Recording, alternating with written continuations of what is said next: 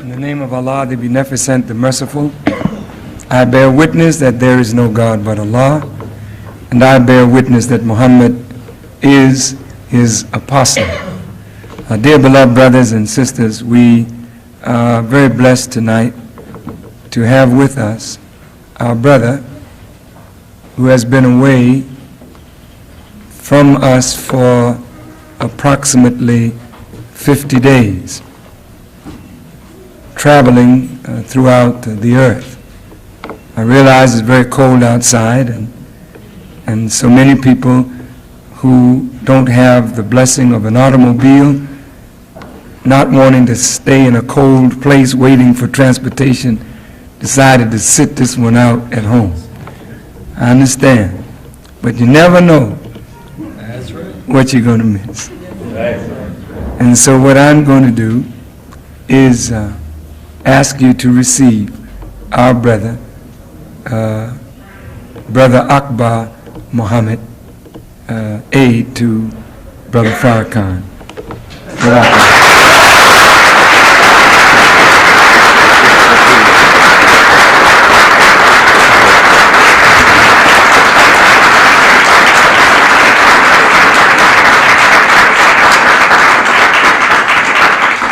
Assalamu alaikum.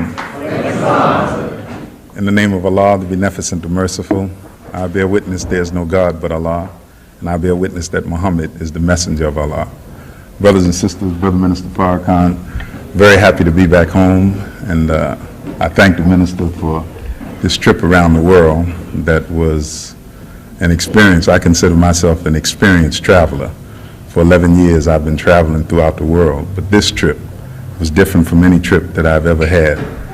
And there's so much that I want to tell the Muslims, but I'm not going to take that long tonight. I know there's many brothers and sisters on the hookup, and if Boston is listening... Excuse me. I just wanted to say, before Brother Akbar gets into what he has to say, that tonight he will give us a brief synopsis of his trip, and on Sunday, on the broadcast, he will give us a little more on his trip. But next Wednesday night, Allah willing, a week from tonight, we want to fill this place to overflowing, that he may take us through this journey with him, that we may see it through his eyes. Thank you. Thank you very much.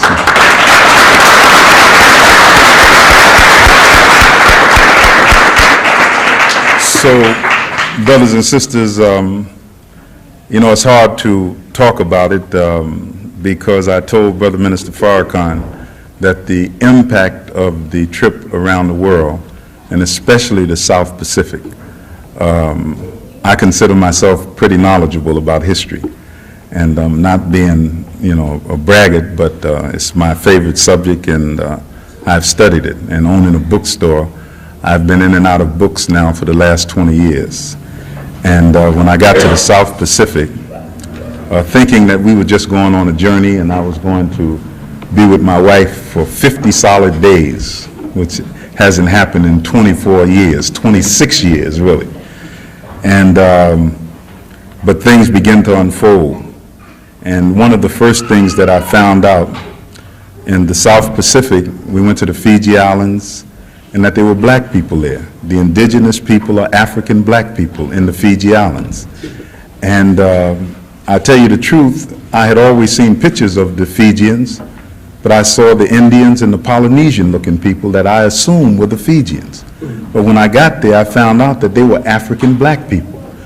And as a matter of fact, the women still wear long dresses. They speak a distinct Fijian language, as they call it, that is almost like an African language. And they're strong people, very strong and big. And I mean, I was surprised. But on the islands, there's 139 islands that make up the Fijian Islands. The Indians, they tried to enslave them, but they would not work. And so they brought in Indians from India in 1871. And there were Muslims among them.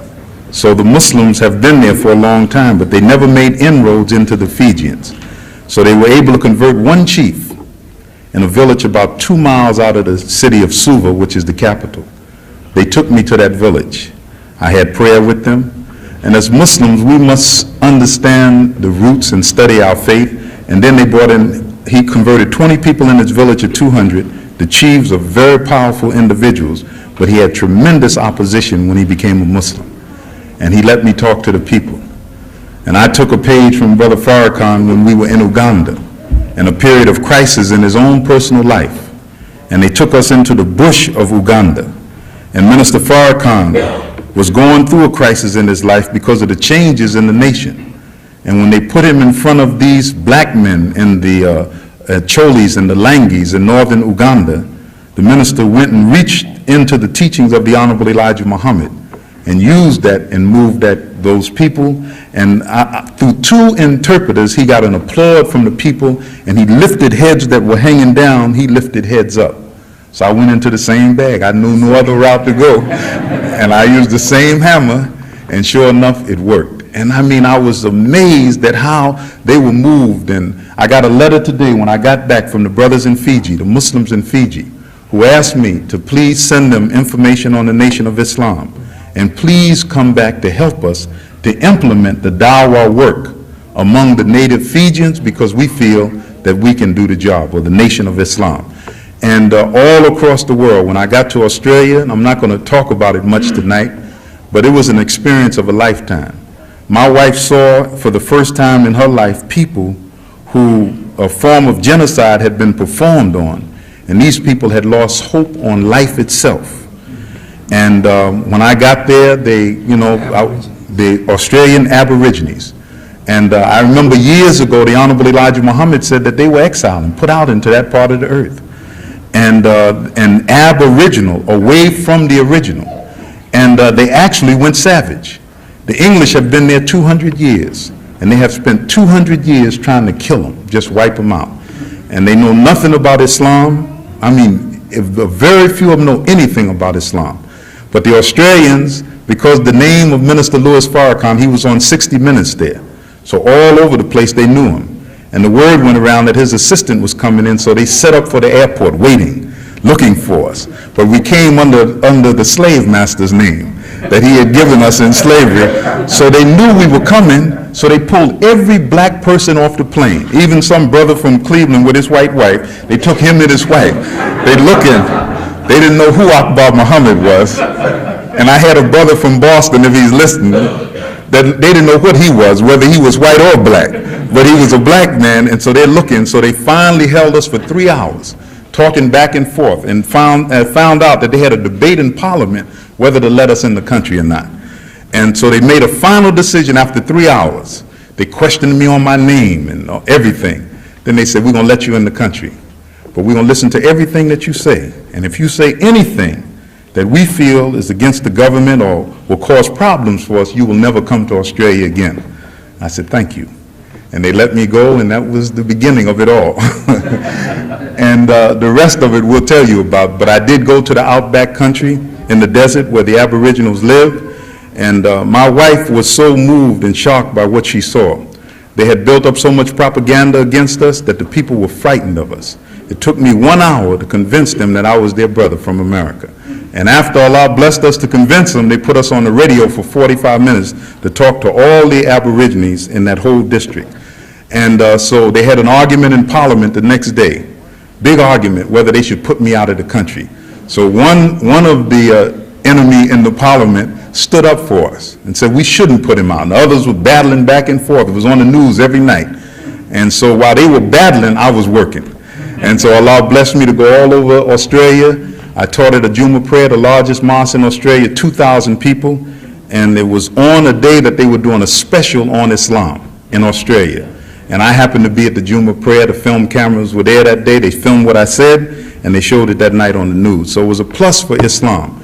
And the black people of Australia, the Aborigines, wanted to know more about Islam. They knew the Pope was coming. They asked me about the Pope, and I was very frank. I told them about the Pope. And he went to the same town that I was in teaching Islam. So that was the first part of the trip. Then we went from there to Singapore and to Malaysia, where my wife experienced an experience with sisters from all over Southeast Asia. And they actually cried when she left. I mean, she was so moved, she couldn't believe what was happening to us. And they found out we were Muslims from America. One of the Filipino sisters said, Muslim sister from the Philippines, there's 6 million Muslims in the Philippines. They said to us, my wife and Sister Medina, that they want to be like the black Muslims in America. So the reputation of the Nation of Islam all throughout the Philippines, the voice of Brother Farrakhan, and I thank Allah for the conferences that we have attended. Everywhere that Sister Vanessa and Sister Patricia send those tapes and those newspapers around the world, I ran into them. Ran into them in Tanzania. I ran into them in Uganda. You know, all over that area, those tapes and the newspaper, the Final Call, was in that area. And people were glad to see us. And when they found out that we were Muslims from America, we were treated royally. When we got to the Sudan, they wouldn't even let us pay our hotel bill. And I mean, we had a hotel bill now. We went downstairs, went to pay it. They said, no, sign it. And they let us go. They remembered the minister. Every brother in the hotel asked for Brother Khaled, Brother Minister. When I hit the door, they said, where's Brother Farrakhan? And I mean, even when I got to Jeddah, the first thing the man said is, Minister Farrakhan with you, right in the hotel. But I mean, the trip was just good. We went to Malaysia and Singapore, which is something I hope to tell you about on Sunday and next Wednesday. Then we went to India. And the poverty in India is unbelievable. You've heard about it, but it's unbelievable to see it with your own eyes.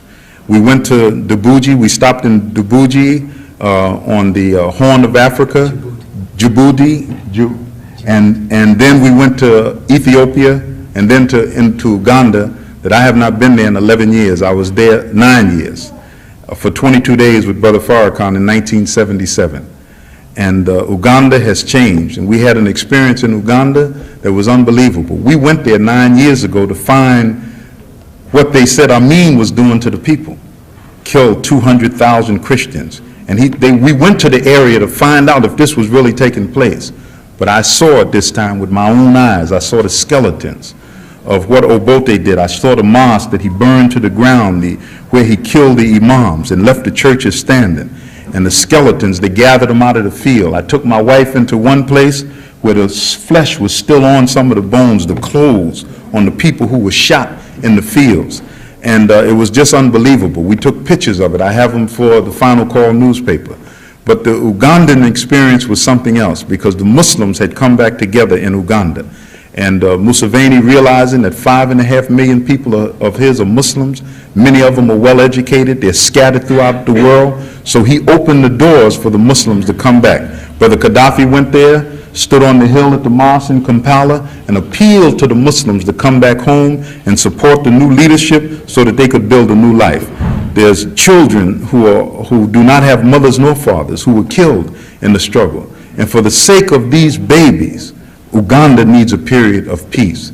And in order that these children may live and have a chance to develop, they've been in constant war since 1979. There has been no peace, killing and daily. And so all of the people have flocked into Kampala. And I mean, I stood in the streets of Kampala and looked in amazement, because there looked like thousands, hundreds of thousands of people in a city that I was in 9 years ago that was quiet, a few 100,000 people. Now it must be a city of nearly 1 million people, and they're everywhere. And I was just amazed what I saw in Uganda. But the Muslim community, they had a celebration of the Prophet's birthday. And the Muslims were singing. My wife had never experienced anything like itself. You know, the Muslims in Uganda, I mean, they're not no sterile Muslims that walk around with a Quran and say, oh, praise due to Allah. They get their drums out. And they got a song called Assalamu Alaikum. And they be beating the drum and saying, I mean, my wife, she was sitting there, she was looking, they was up jumping and dancing, Assalamu Alaikum. And I mean, that's right. I said, no Arab could take this from a black man. I mean, this is the soul of the black man. And then they announced that Brother Abdul Rauf Muhammad and Brother Akbar Muhammad from the American Muslims are here, the black Muslims of America, and the crowd went wild.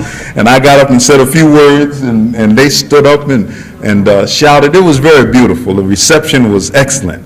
In Uganda, I mean, we stayed there 7 days, and they treated us very well. I met some of the Muslims who worked under Amin, who came back home, and it was just like a reunion. But Brother Farrakhan's name is all in that area. The young students came to me that just started a Muslim newspaper. They've been listening to the tapes of Brother Farrakhan. Those tapes are making babies all over Africa.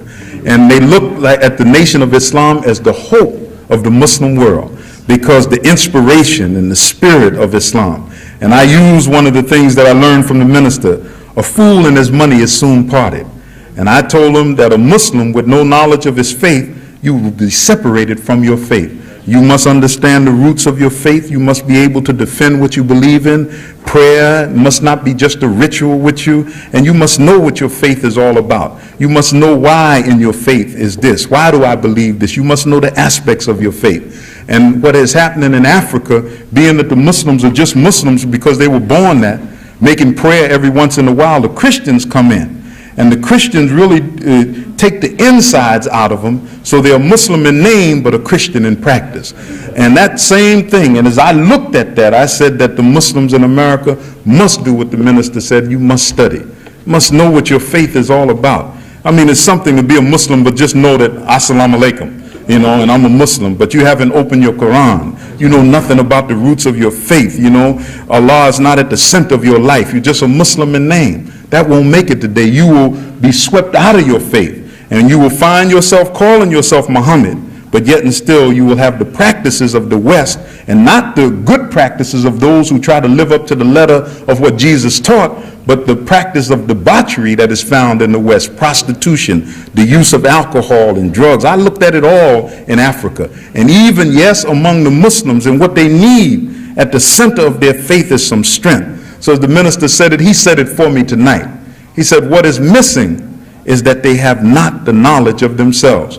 And when I began to teach about the Honorable Elijah Muhammad, talking about the black man as an original man, I watched all of them in the crowd. See, some of them look at it as being racist. I said the Honorable Elijah Muhammad was not racist. He was scientific.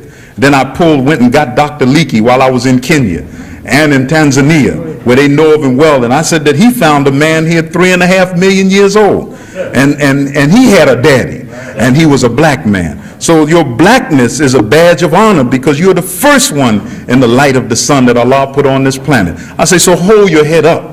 Don't look down on your blackness as something that you should be looking down. I told the Muslims this in Khartoum, in Tanzania, and believe me, in the school that I spoke in Dar es Salaam, they had a class, a big classroom, big as this auditorium, jammed with all brothers. And when I first got in there, they would put me on the scale to weigh me, because they heard that all we do is convert black people in America. And they want to know, why don't you go after everybody? Islam is for everybody. And I mean, you know, I took that out. I worked that all the way out to the end. And then I brought it back home and told them that, no, there's a problem here. And the same feeling that black Christians have about them being cursed, some of you Muslims feel the same way about yourself. And I told them that, no, I said, you got to know the roots of your faith, but you must have a knowledge of yourself. And I mean, I just saw that they were moved by it. They wanted to know, how do we organize? How do we do our dawah, our work in America? You know, I told them about the products and how these products help us to move Islam throughout America. So from there, we went to Kenya. I took the famous, those who saw Out of Africa, I took the famous train ride from Mombasa to Nairobi. And I got up early in the morning. It's an overnight train. And I mean, I told my wife, I said, get up, look, the animals were running across. I had my camera just clicking. But the scenery in Kenya is unbelievable. It's something that you see in the movie, but to see it in reality and to see that train moving across the grassland of Kenya and the mountains and the animals running free is really something to behold. And then from Kenya, Nairobi is some city. The poverty in Nairobi and the rich right next together. It reminds you of a tree that lightning has struck, where one side you see growth and the other side is dead. That's what I saw in the city of Nairobi. Then we went to the Sudan, and in the 7 days we were in the Sudan, I spoke 5 times. And after I spoke at the African Islamic Institute, they wanted me to speak at the University of Khartoum. And the minister is well known in the Sudan, very well known. I mean, the students have gotten the papers and tapes.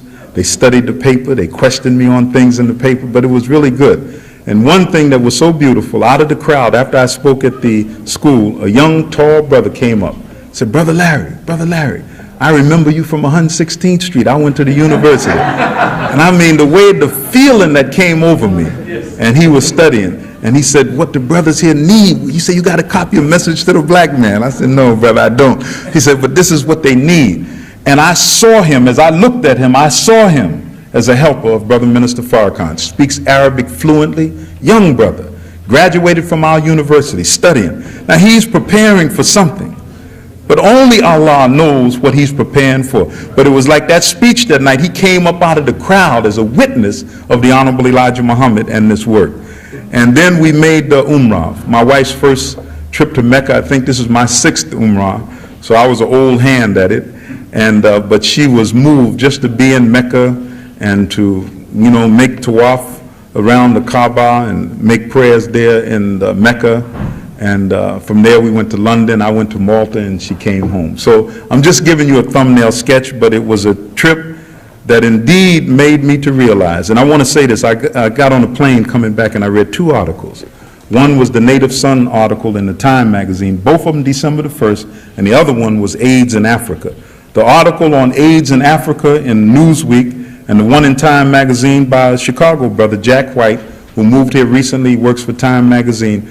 Those 2 articles made me sit in that plane, and I thought to myself that we must do something in this black community. God has given us power and strength in this word, and God has given us a man, that there's no man on this planet that can deliver the word of God such as Minister Louis Farrakhan. I mean, he gets into the heart, the soul, and the minds of people. I mean, we got the weapon. Now we have to go. Our people are out there. The young, if you read this article in Time magazine, and you have, your heart is not perverse, and you're not, you know, full of a lot of madness. You know, I don't want to, my wife gave me a quote tonight. I won't quote it, you know, but it was so beautiful, I want you to quote it. But if your heart is not messed up, and you really for the resurrection and the redemption of our people, then you got to get busy in this work. If you read that article, the young brothers who are out there lost, they talked about the prison population in America.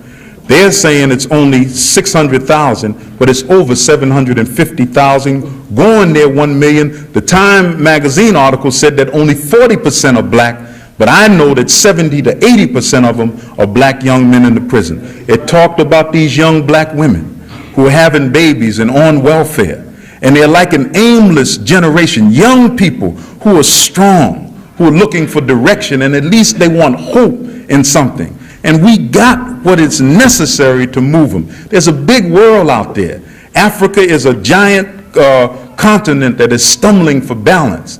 85% of the people are illiterate, and 85% of us can read and write and have basic intelligence. And all we got to do is perform the marriage. There's a struggle on the continent of Africa between Islam and Christianity. And here the West is leading the struggle for Christianity, and here we are in the bosom of the West, and we can make a difference, not only in America, but throughout the world. So if you just, you know, buckle down, what we have, if we start arguing with one another and putting the x-ray machine on one another, there's a world out there that we can use what God has blessed us with. Get behind the minister who can articulate this word and who can move people. I mean, he's opened you up. He brought you to this.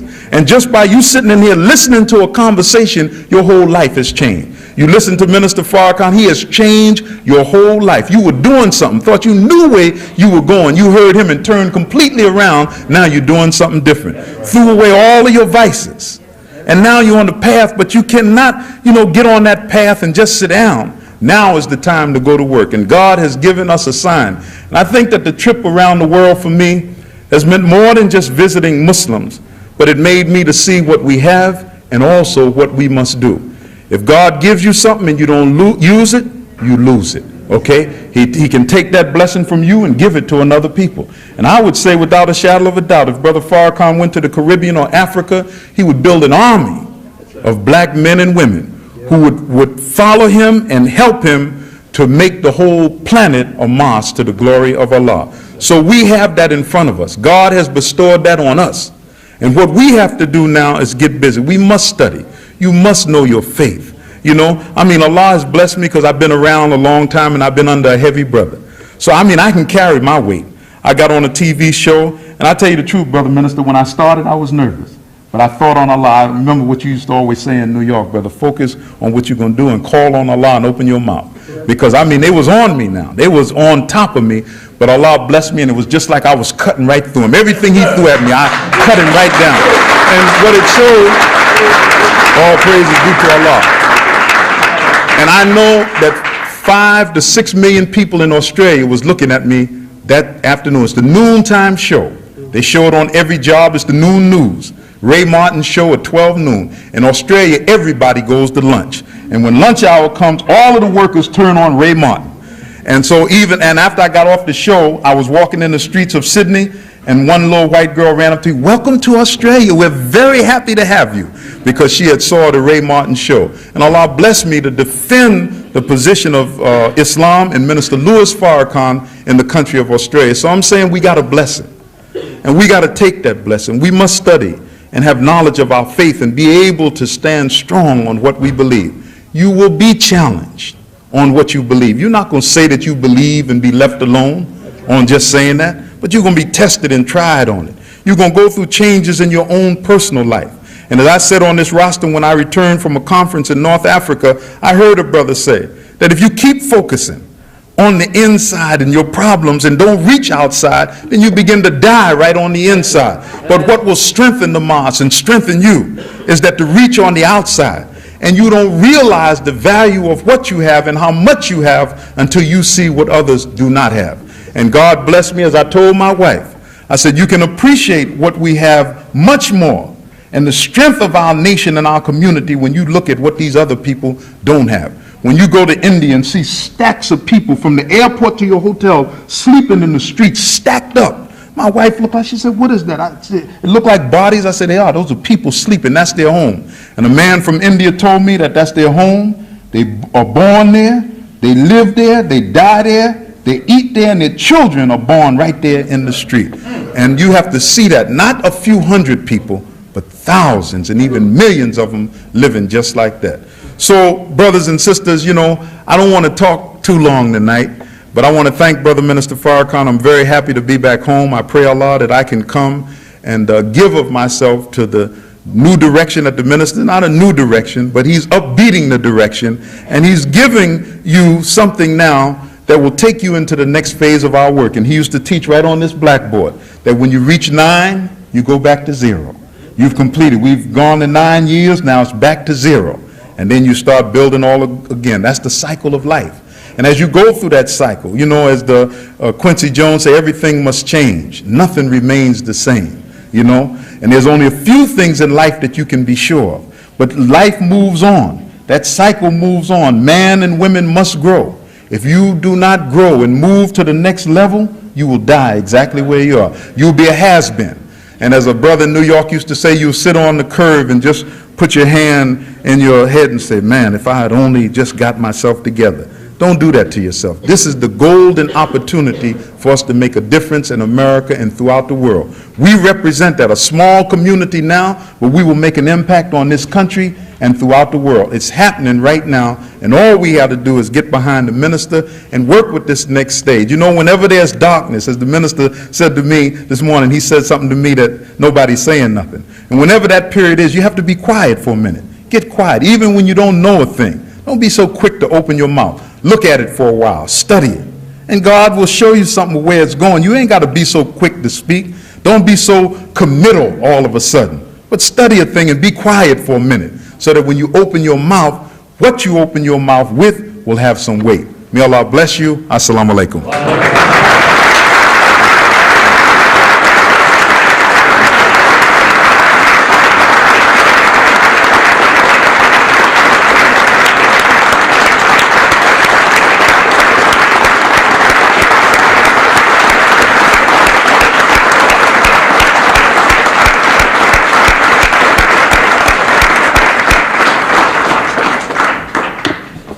Brother Akbar, we thank you very, very much for those words.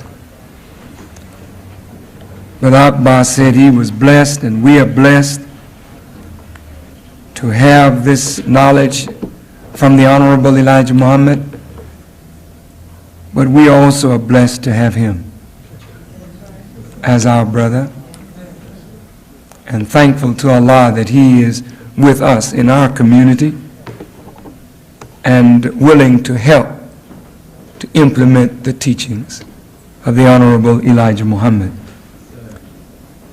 I could not say the few words that I'm going to say to you tonight until we hear something from Sister Mariam Aziz Muhammad. I spoke with Sister Muhammad when she returned from her trip, and I could hear in her voice, this is a new Sister Mariam. Something has happened and it's wonderful. Today is the first time I had a chance to see her and to look at her. I know something has happened and it's wonderful. So let us hear from Sister Mariam Aziz Muhammad.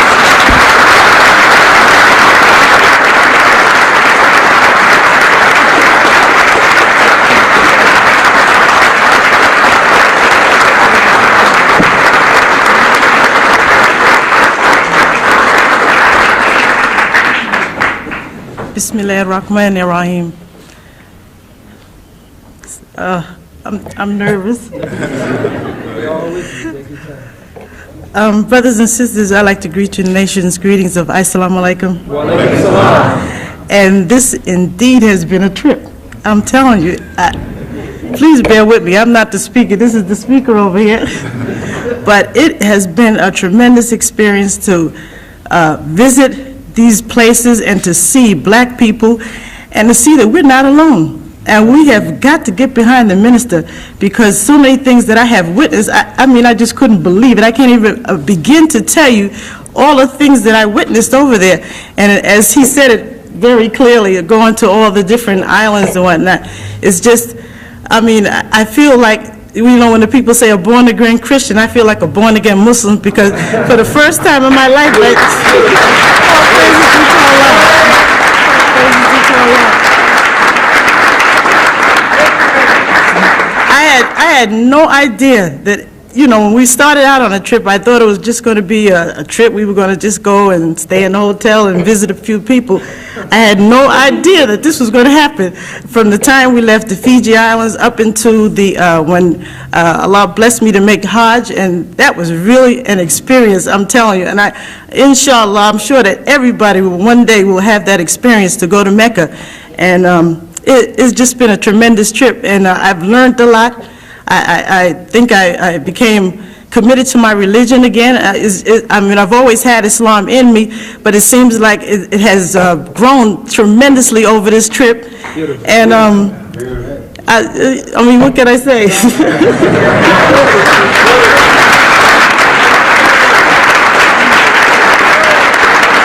Praise to Allah. But talking to the, you know, it's something when you get in front of people. I can talk to the minister all day long and tell him. I was so excited when I came back. You know, I was ready to come back and work, because, I mean, the people over there are really looking for us to lead them, and we just got to get ourselves together. And we're more than just the Final Call building. There's a whole world out there, and the people are looking for us. Believe me. I mean, I've met with sisters all in the South Pacific, sisters all in Africa, and what they talk to me about, he said, what about the sisters in America? How are the Muslim sisters in America? And the main thing that we must do as sisters, we have to be educated, because a lot of the sisters that I was talking about, the theme of their conference was educating the women in Islam. And I spoke with doctors, lawyers, and I felt that when I was with all these people, it wasn't like I was the little person and they were the big person. We were brothers and sisters in Islam, and this is number one. And Islam is such a simple religion, and all we have to do is just, you know, do what is necessary and love each other. And you just don't know the beauty of actually meeting people that's in your faith and embracing them, and actually feel the love of these people, you know. And for the first time, I mean, I actually shook sisters' hands. And I felt the love. I had never seen them before, but just greeting them and feeling their love for me. And as my husband was telling you, that the sisters in Singapore, they were so happy to meet Sister Medina and myself that they actually cried when we left. It was just, she said, sister, it was just like I knew you all my life. And they looked just like us. I mean, the people looked just like us, and they were just so, I mean, they were so ecstatic that we were, you know, we were just regular people, regular sisters in Islam. And I think that we should all freshen up our religion. I think we need to get into studying it, and Allah, clean and fresh. And Allah has blessed me. All praises due to Allah.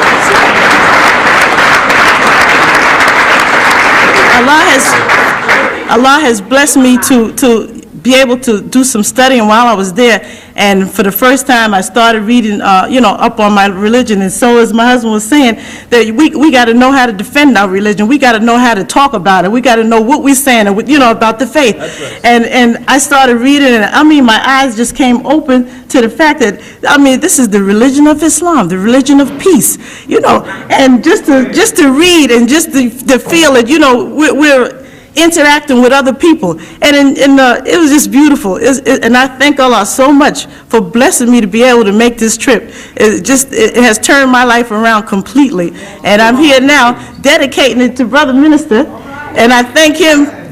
You don't know how much I thank you, Brother Minister. All praises due to Allah.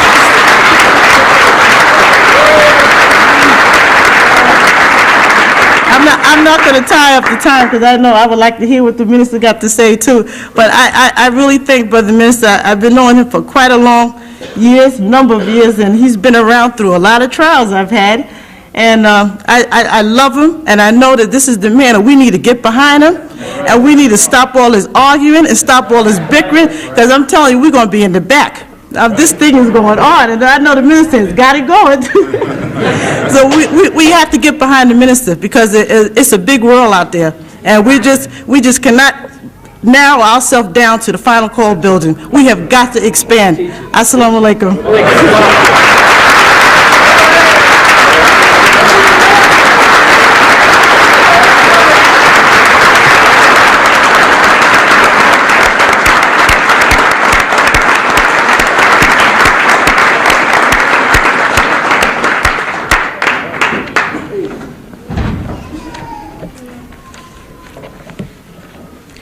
All praise is due to Allah, and we thank Him for the Honorable Elijah Muhammad, and for each one of you who has come forth out of darkness into light. But you must protect the light that you have come into, lest the world of darkness eclipse your light and you are back into darkness again. So I've chosen for the few minutes that I will be before you, because I want you to leave with the spirit of these two wonderful Muslims whose testimony tonight, and of course Sister inshallah will be with the class tomorrow, and I'll be with the class myself. Pardon me if I don't have the right dress on.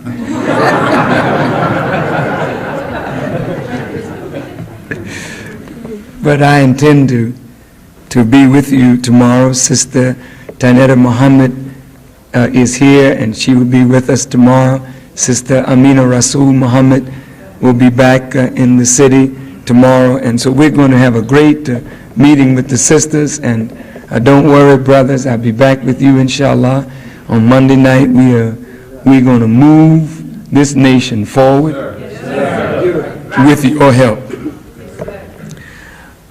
This few moments that I want to talk with you I want to talk with you about a chapter in the Quran called Abraham.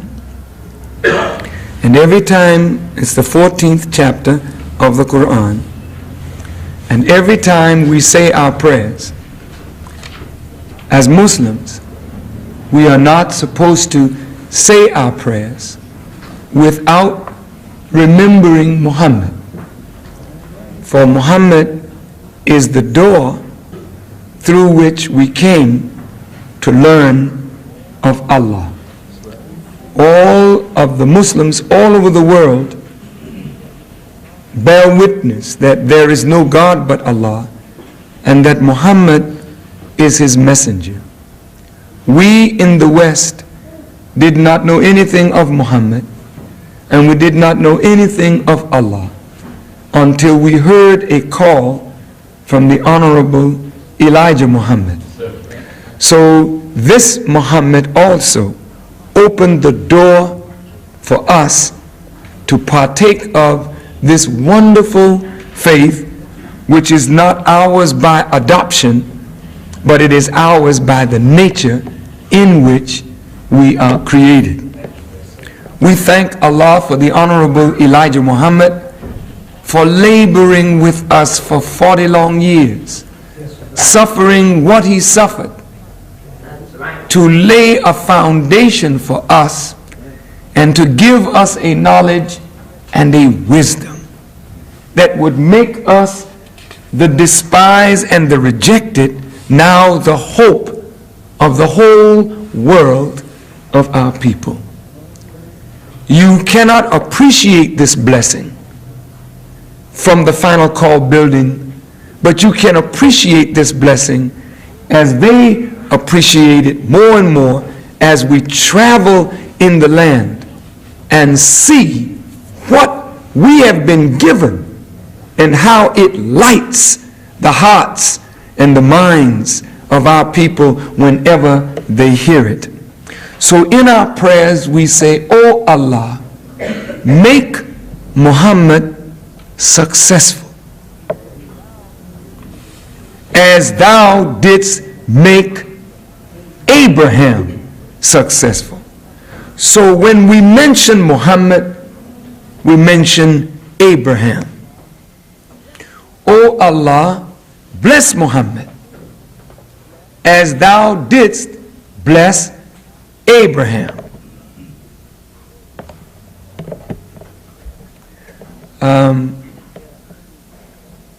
If there are any sisters in the back there, tell them to come out.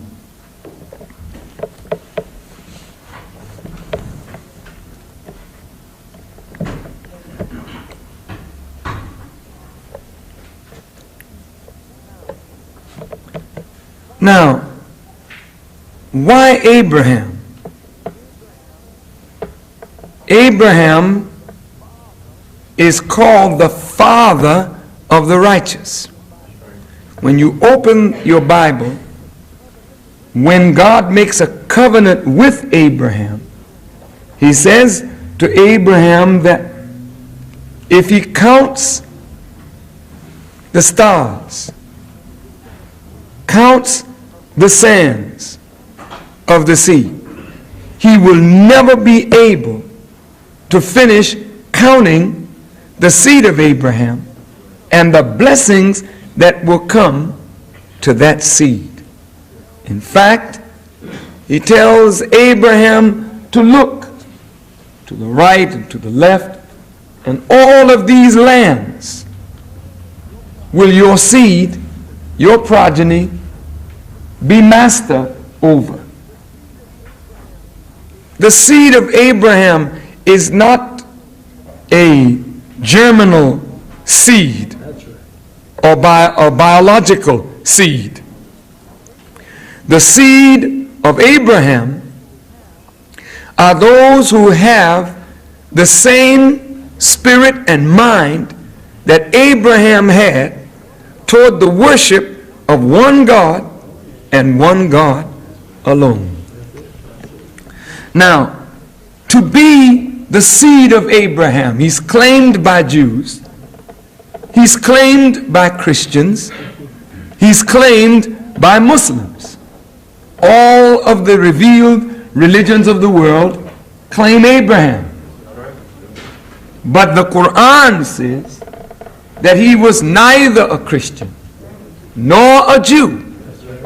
He was of the upright ones, and he was not of the polytheists. How could he be a Christian if you believe in three gods as one? The Father, the Son, and the Holy Spirit. There's not three gods.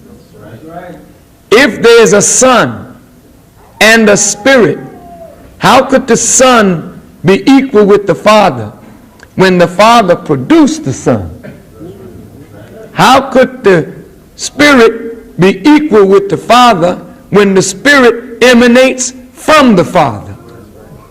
We didn't have three gods in the beginning, when the heavens and earth were created, there was one God. Right? Yes, sir. All right. So if Abraham is the father that Jesus recognized, I don't say that he recognized Abraham as his physical father, but he went back to Abraham in his pure monotheistic belief that he never set up rivals or partners with God. And Jesus never taught you to worship him as an equal to his Father, nor any Holy Spirit as equal to his sender. In fact, Jesus made himself the servant of the Father. That's right. And he never made himself the wise equal of his Father. Right. He knew not anything but what his Father revealed to him, according to what he said of himself. So if he's waiting for the Father to reveal something to him in order for him to know, then how could we worship him when he only knows according to what was revealed? We should worship the one who is revealing to him. Do you understand? Jesus did not say, "Our Father, the Son, and the Holy Ghost, which art in heaven." No, sir. He said, "Our Father, That's what he said. yours and mine. That's what he said. Hallowed be thy name," not mine and my mother's. Go ahead, brother. Did you hear what I said? Thy kingdom come, not mine and my mother's, but your kingdom. Your king. Don't make my mother or me a God beside Allah. Now don't get angry. Boy, some of you get uneasy so quick. Why? Why? Because you've been taught all your life that which is contrary to the very book that you say you believe in. You say you believe in the Bible. Then go read the Bible then. Talk to us. Talk to us. I bet if you're angry with me, you don't read the Bible. You don't read the book you say you believe in. You let Reverend teach you. Where did you get these three gods from? This is the machination and the creation of the polytheistic people who love for you to believe in many gods. No, Abraham was not that. He believed in one God alone. So, in this chapter of the Quran called Abraham, he's not the root of the faith, but he's the root example. If you want to be successful, don't set up partners with Allah. If you want God's favor, don't bow down to anything other than God. Don't set up a piece of stone as God. If you're Catholic, the next time you go to Mass, just do this. Stop and look. Just observe. Look at the statues. Who made them? Wait. Did they make themselves? No, sir. They didn't? No, sir. Oh.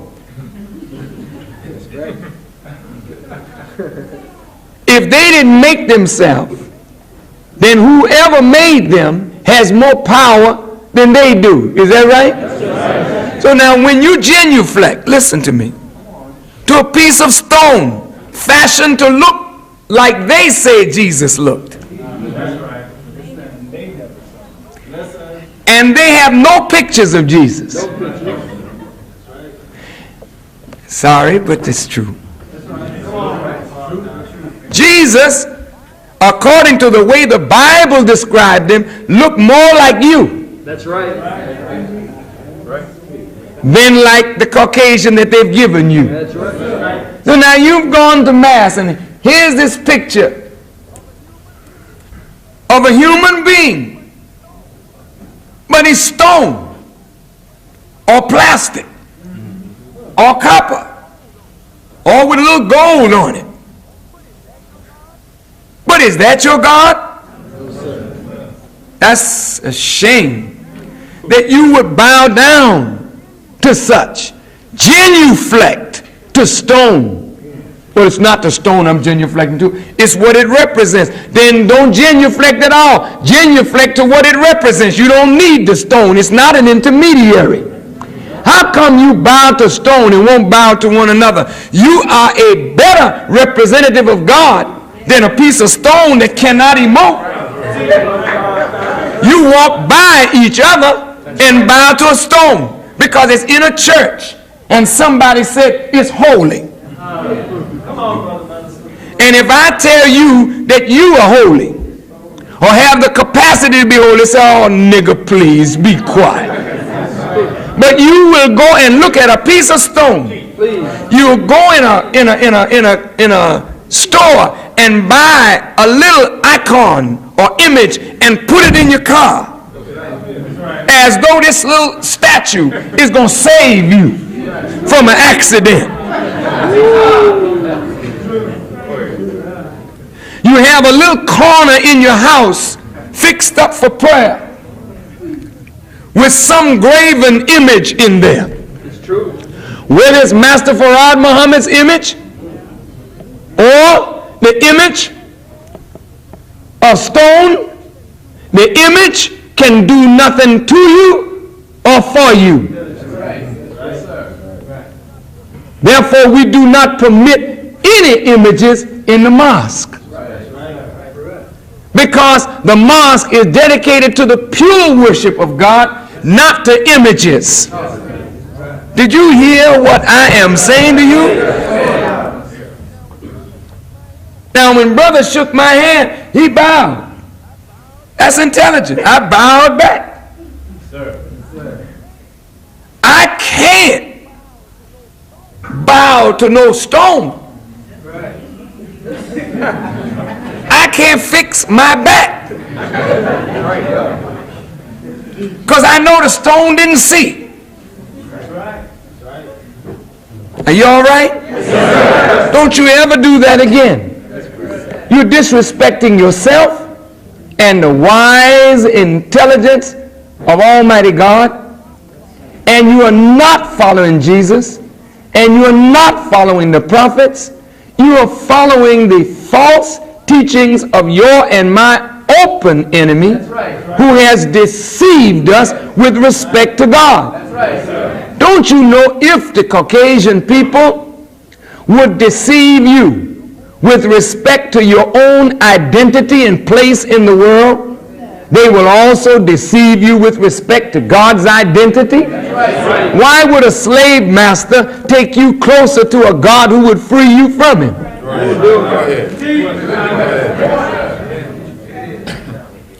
This section of this, keep me up on the time. This section is called Revelation Dispels Darkness. When brother said, when you come here, you have one thought in your mind, and all of a sudden you hear the word of the Honorable Elijah Muhammad, and you go out here and it turns your life around. Well, you can't say Brother Farrakhan turned your life around. I was the instrument. But the thing that turned your life around, brothers, is that truth came. And falsehood began to vanish when truth came, and that turned you around. Because you are a man and a woman of intelligence. God gifted you with intelligence, and you're able to discern the truth when you hear it. So when you hear it, you say, man, that's right. That's what I've been looking for. And then you turn your life around. You turn your life around. So revelation is what dispels darkness. You see? Now, it reads, Bismillah ar-Rahman ar-Rahim. In the name of Allah, the Beneficent, the Merciful. I, Allah, am the seer.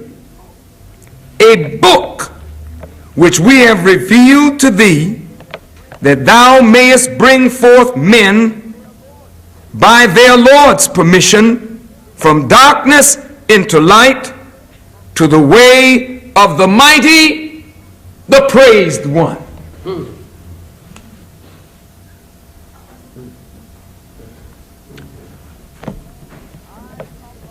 I, Allah, am the seer. That's very interesting. God sees what you and I are unable to see. So if we allow Him and His light to illuminate our path, we become seers. You see more today as a result of this teaching than you saw yesterday before you met it. Is that true? Yes, so if you see more, then that means you have more light by which to see. So if yesterday you did not see, and today you see more, then the light of God is dispelling a blindness from your eyes. Now he says, this is a book which we have revealed to thee, speaking to Muhammad, that you may bring forth men by their Lord's permission from darkness into light. Here again, it's a book coming to a man, and the man is using the book to bring men and women forth out of darkness into light. Yes. See, by your Lord's permission. I can't do anything with your heart. I can only make a clear delivery of the message. It is up to you and your God. That's a personal relationship between you and Him, whether you see the truth of what I'm saying or you are turned off by it. That's between you and God. I have the job to deliver the message. Now, after I deliver the message and I see you coming forward, you didn't come forward by my permission. You came forward because God Himself allowed you to see the truth in what I was saying, and you know it's right, and you know I need help, and you know this is where you belong, and you know you should come and aid me in this work, so you come forward. Is that right? Okay. But look.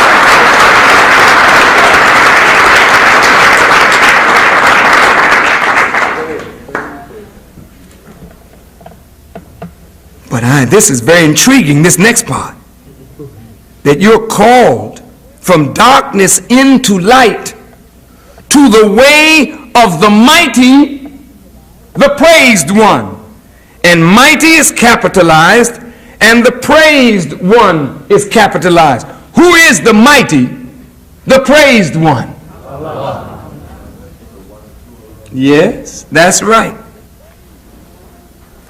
Now, the praised one, that word, the praised one, means Muhammad. That's right. That's right. Go ahead, brother. If it's Muhammad, it's a human being. That's right.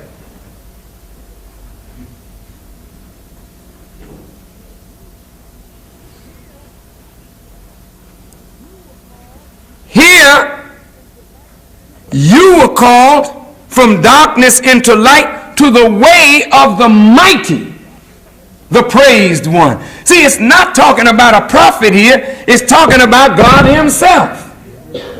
So when I named Brother Abdul Akbar Muhammad, some question. They said, you know, Abdul Muhammad. Say, well, why don't you call him Abdullah? Why don't you call him Abdul Hakim? Use the attributes of Muhammad. But how do you be the servant of Muhammad? I thought we were the servants of Allah. See? Now we come right back to what the Honorable Elijah Muhammad taught. If you are called from darkness into light to the way of the mighty, the praised one, and that praised one is named Muhammad. And the Honorable Elijah Muhammad said to us that Allah came to us in the person of Master Farad Muhammad. Muhammad. And you can tell he's mighty. You have never met him. Never seen him. We just saw his student, the Honorable Elijah Muhammad. And some of you have never seen the student. You saw a third generation of a mighty one. And I am calling you not to the way of the Arab world, but to the way of the mighty, the praised one. See, it is this way that Elijah Muhammad pointed out to us that is more mighty than any way on earth today. See? Oh, this is wonderful. Now he's called the mighty, the praised one of Allah. See? He's the praised one of Allah. But he's divine. They capitalize it. They ain't talking about a prophet. If he's the praised one of Allah, he's Allah's mighty servant.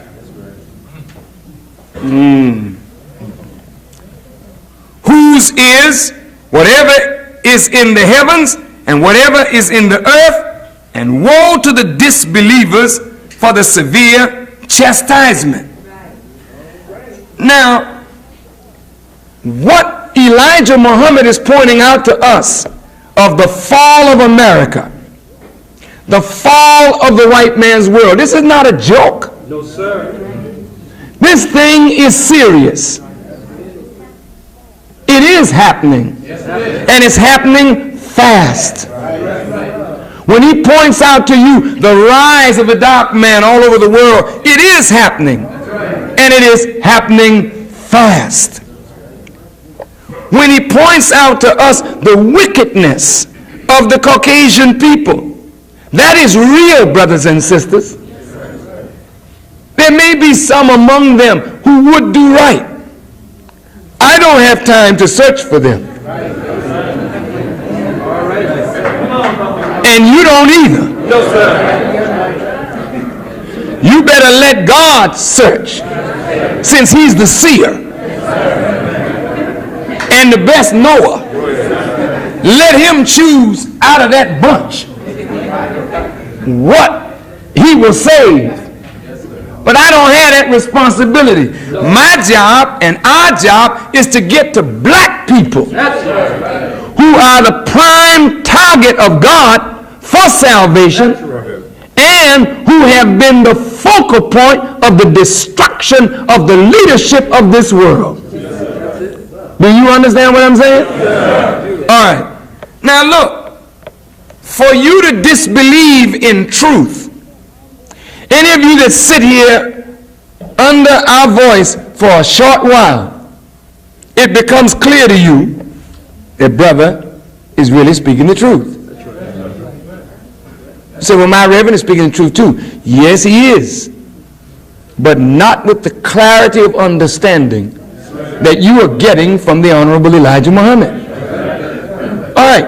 Then when you hear that truth, it lays upon you a responsibility that you may not in your mind be ready to assume. That becomes a problem. You can't just come and sit and hear and enjoy and do nothing. This lays upon you a burden, a duty, a responsibility. And then it says, woe to the disbelievers for the severe chastisement. Because if for some reason you disbelieve, that means that there's something in you that is fighting against the truth that you know is the truth because of something that you want to do that's against the truth, or something that you love that's against the truth. So you want to make the truth a lie so that you may do what you want to do.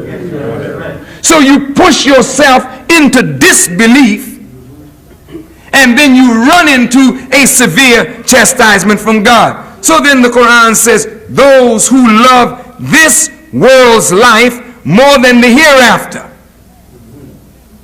and turn away from Allah's path and would have it crooked, those are far astray.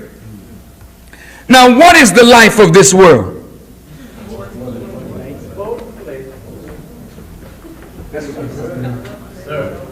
The life of this world is called a life of sport and play.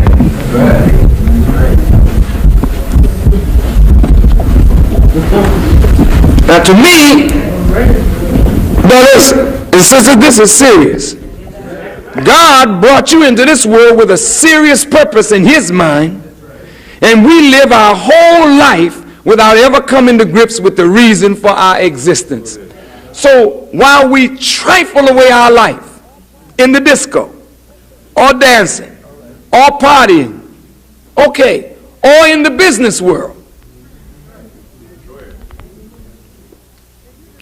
you're serious about life, and you develop your company, a big, magnificent company, but you don't develop yourself after the model of Abraham. So you have horizontal growth, but no vertical growth in uprightness. So your life is spent in sport and play. Even though you thought you were serious, you were playing with the purpose of your life. Because the purpose of your life is not to come in the world and establish big business. Then you die and leave it to one of your children who is a fool. And he go and marry a white woman, and then she got it. See, if you don't have vertical growth along with horizontal expansion, it leads to the death of yourself. We'll get into that during the study session. But the life of sport and play is the life of this world. It's a vain life where you do what pleases you. You don't sacrifice for God's sake. What the hell with God? He gave me my life. I should be able to live it like I want to. You can. Live it just like you want to. But look at what you've done with your life, living it just like you want to. Have you been successful with your life? No. We don't have any success. We're just individually living from day to day, struggling from day to day. All right. And we don't want the life of the hereafter.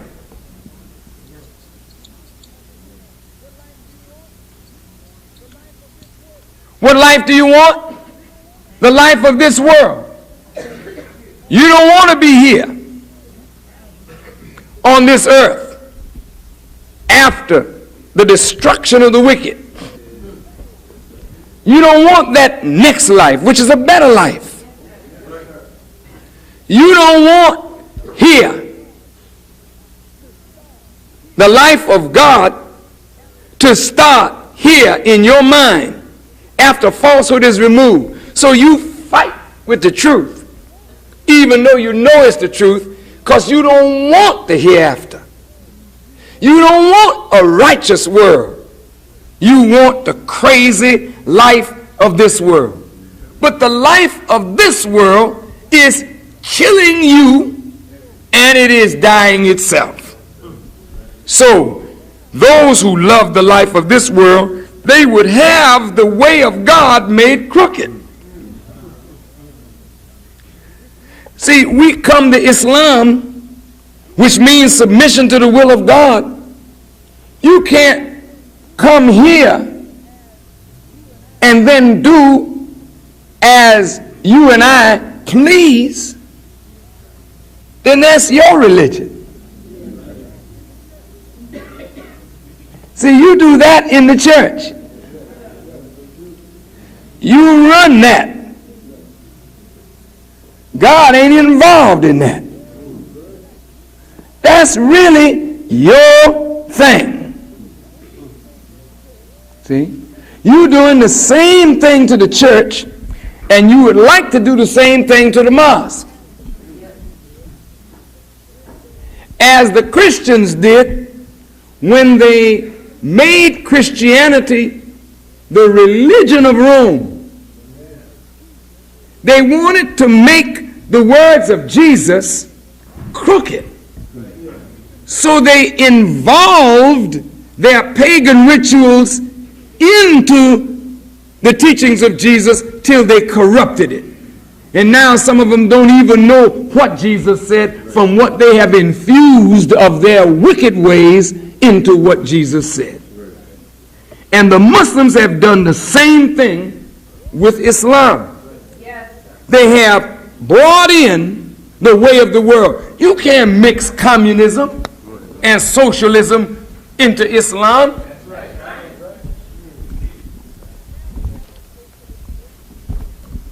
Gaddafi has a socialist state, but yet it's Muslim. But when you start taking on mixed instructions, bringing communism and socialism in, mixing it up with Islam, then you're diluting the power of your faith. And the Quran warns, and mix not up truth with falsehood, nor hide the truth while you know. So you got some that say they're in a Muslim state, but they don't pray. That's right. They don't really believe in Allah, rely on Allah. They look at the religious people as the fools. Yes, they do. I see it in Libya. I see it in all socialist states that are Islamic. The leaders are socialists, but they have Muslim tag on them. Those that are really religious, they mock them. Let them have their religion, but this is the way we're going. If they really understood Islam, they would know that Islam is complete. It is a complete way of life. God, who is the seer and the best knower, would not reveal a religion that only took care of spiritual needs but not economic, social, and political needs. Do you understand what I'm saying? Okay. This is the last two verses of this. And we sent no messenger but with the language of his people, so that he might explain to them clearly. Then Allah leaves in error whom he pleases, and he guides whom he pleases, and he is the mighty, the wise. Oh Lord, this is marvelous. We don't send a messenger to you speaking a different language. The Arab can't come here and explain this to you. God ain't sending no Chinese Muslim over here to talk to you about Islam. The Chinese fella wouldn't know where to begin. The Arab don't know where to begin. Even our African brothers, they can't come here and teach you and be successful. They don't know where to begin. It has to be somebody, listen brothers and sisters, raised from your midst. If you are going to be Muslims, it's going to come from somebody that knows you and understands the language. And the Honorable Elijah Muhammad knew us and knows us. He understood us better than anybody else, and he made the message clear to us. Then Allah leaves in error whom he pleases, and he guides whom he pleases. He is the mighty, the wise. Now Allah is saying to us that he is the mighty, he is the wise. In the first verse it says he's guiding, we are guided to the way of the mighty, the praised one of Allah. This is the way I'm going to end.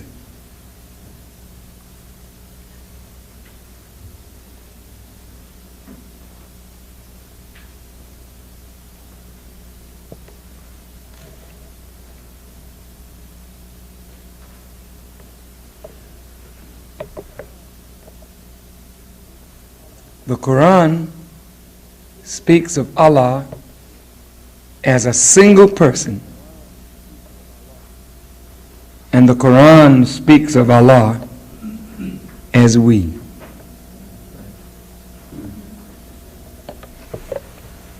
Is he a single person? Yes, sir. Is he we? Yes, sir.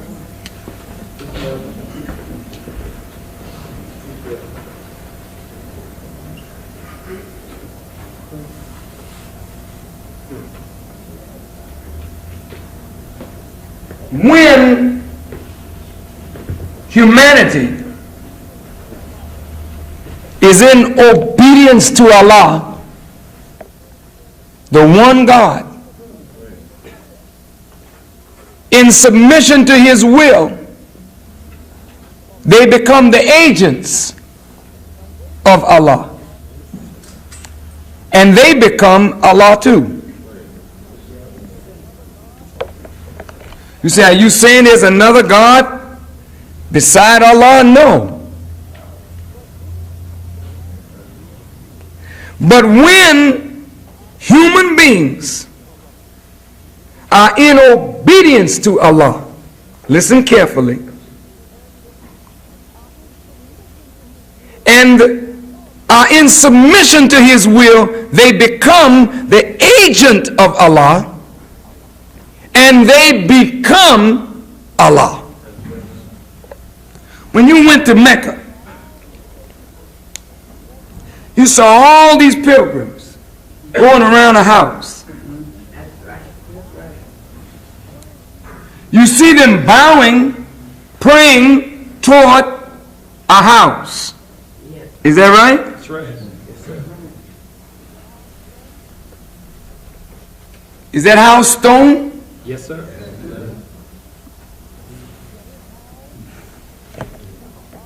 Can it house Allah? No, sir.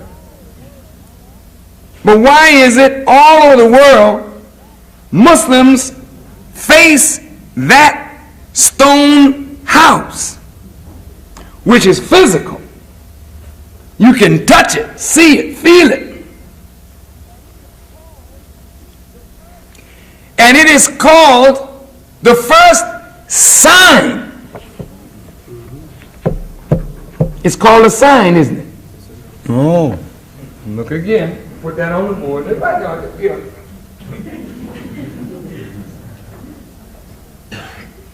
Now look. If I have a sign up here saying exit, and a fire breaks out, do you go through the sign? Or do you go through the door?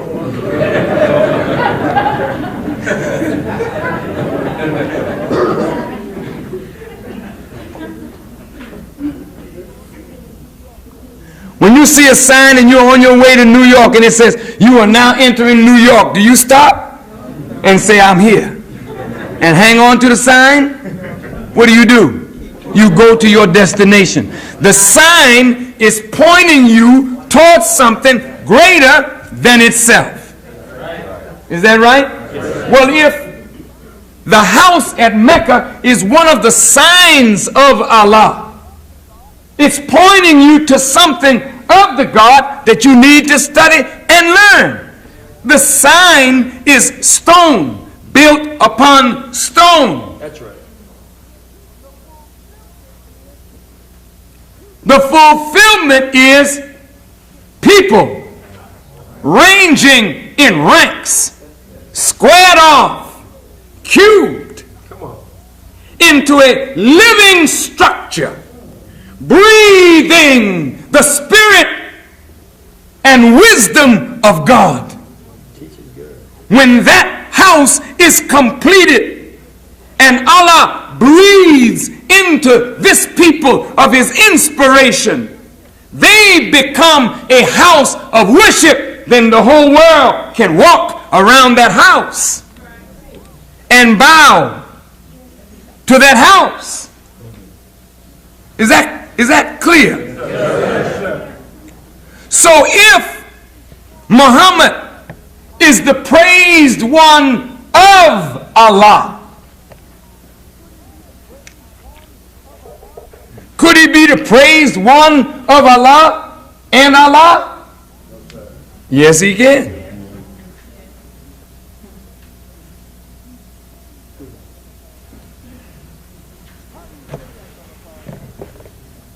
How do you say that, Brother Farrakhan?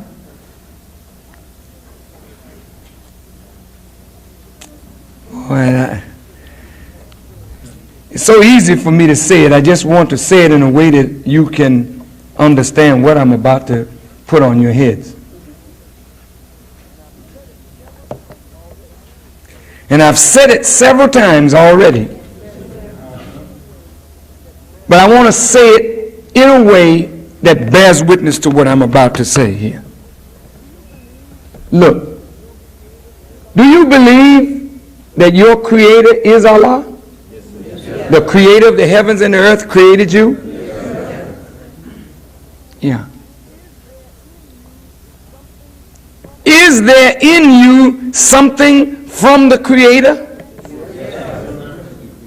that's tied directly to the creator? Okay. If the nature of God and the nature of you is the same nature, then if I serve the nature of you, am I also serving God? Listen to me now. I didn't say serve you in your foolishness. I said serve the nature of you, which is righteousness. If I serve that, if I feed that, am I not serving God? In the Bible, it says it like this.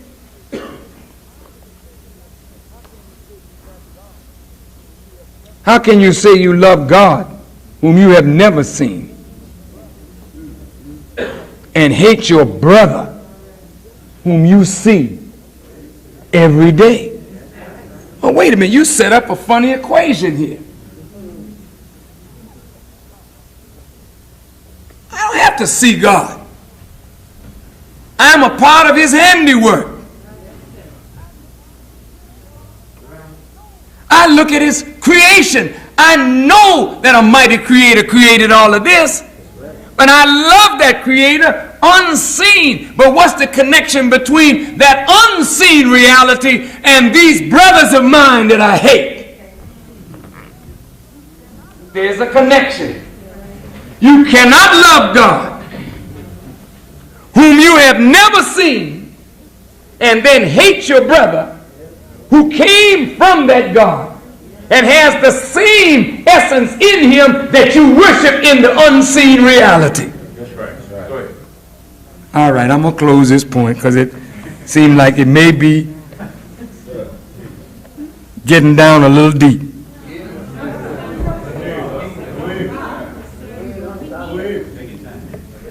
Brothers, sisters, you are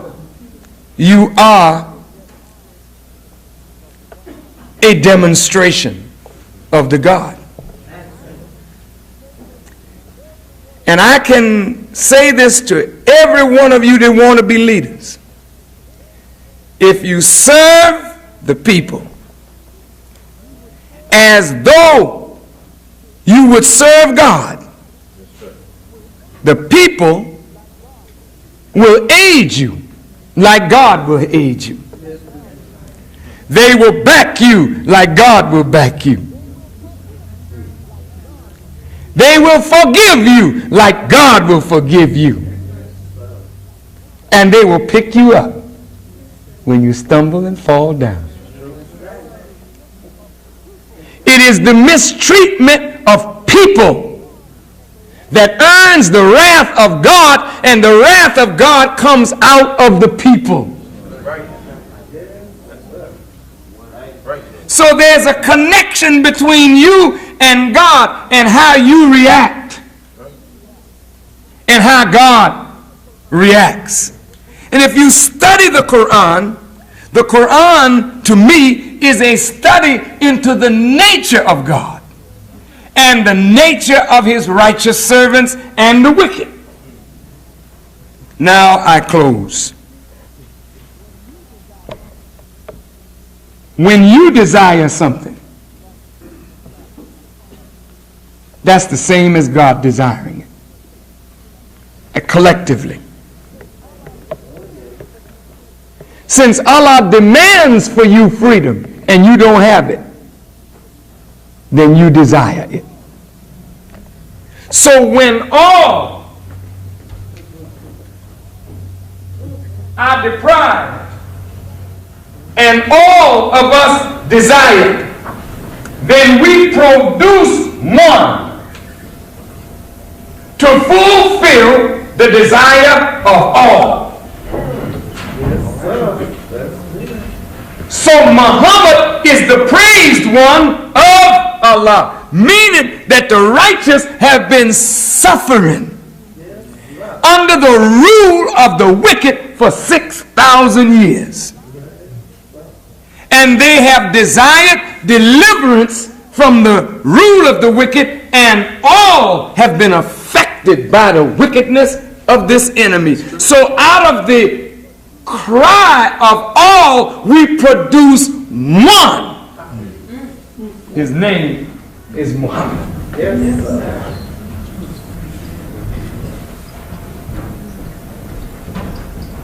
And he's called the mighty. For unto us all a child is born, and unto us all a son is given, and a government shall be upon his shoulders, and he shall be called Wonderful Counselor, the Mighty God, the Everlasting Father, the Prince of Peace. Yet he's a man born from a woman, but born from the call of all, and born to serve all by destroying the wicked and bringing into existence a righteous government. Muhammad, the praised one. See? It's something, brother.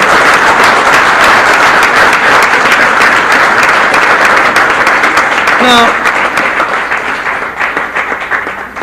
so it closes, and certainly we sent Moses with our messages, coming right back to you with somebody you're familiar with, saying, bring forth thy people from darkness into light, and remind them of the days of Allah.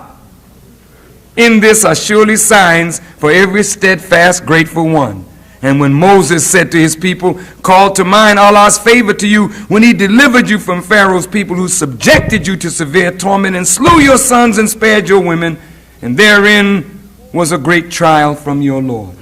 Moses is brought up because you are to be a people who will receive a man like Moses. And you call the man into existence, and then you are frightened by him when he comes.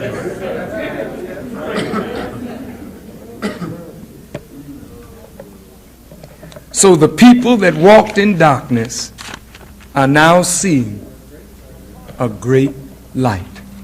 Upon them hath the light shined. Arise and shine, the book says. Your light, that's all right, that's responding right to the word. So, arise and shine, for your light has come. And Jesus said, I am the light of the world.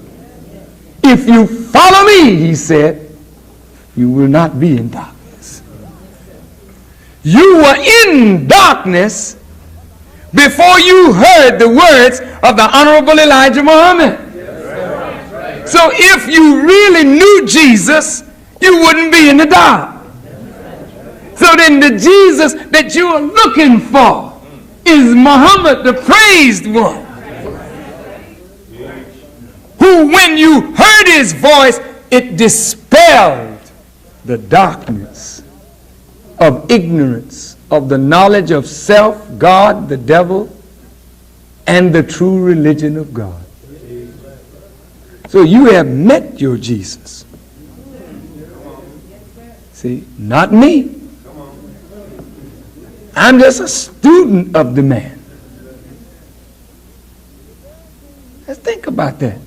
The very thing you've been looking for a Jesus to do for you is now being done. Your eyes are coming open. Your ears are opening. Your tongue is getting fixed up. You're now able to talk. Your withered hand, meaning a hand that don't work, is withered. Your hand getting fixed up. You had the palsy, paralysis. Somebody had to tell you pick up your bed and walk. Now you getting up, you getting ready to take care of a lot of business. And you were on a dead level, and now you are being raised to a living perpendicular. You have met with the Jesus. Ain't nothing else for you to do now, but let's go to work.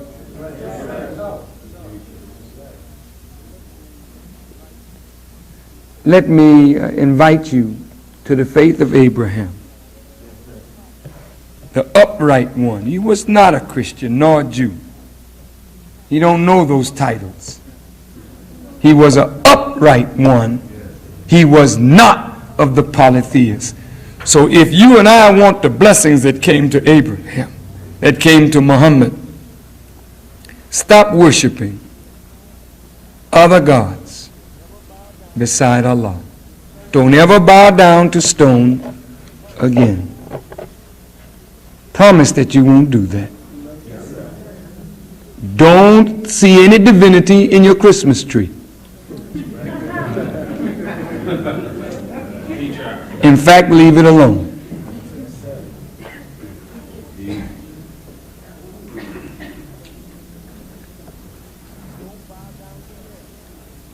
Don't bow down to Mary. Because if Mary were here, she'd be bowing down to Allah.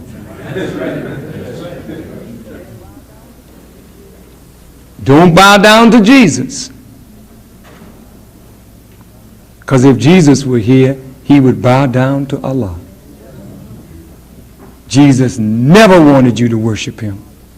He said you should worship the Father, for such the Father seeketh to worship him in spirit and in truth. Please, brothers and sisters, bow down to none but Allah. And if you see a picture of Master Farad Muhammad, don't bow to that picture. That picture is not Allah. Did you hear me? Yes, sir. That's a picture That's right. of a man, a human being who possesses the knowledge and the power of the universe in his hands. Don't bow to the picture.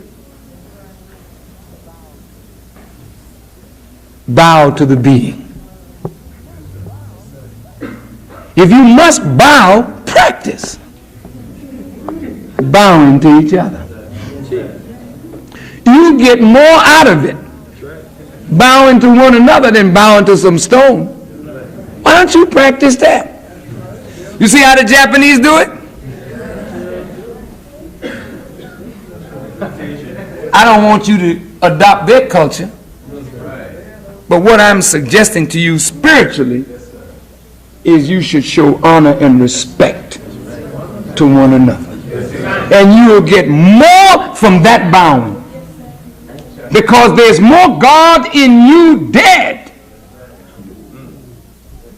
than in a picture of Master Farad Muhammad, or a picture of the Honorable Elijah Muhammad, or a statue or a stone. There's more God in you mentally dead than in any image. Did you hear me? Yes, sir. So why don't you practice showing some respect to God by showing respect to yourself and to one another. Thank you for listening. Assalamu alaikum.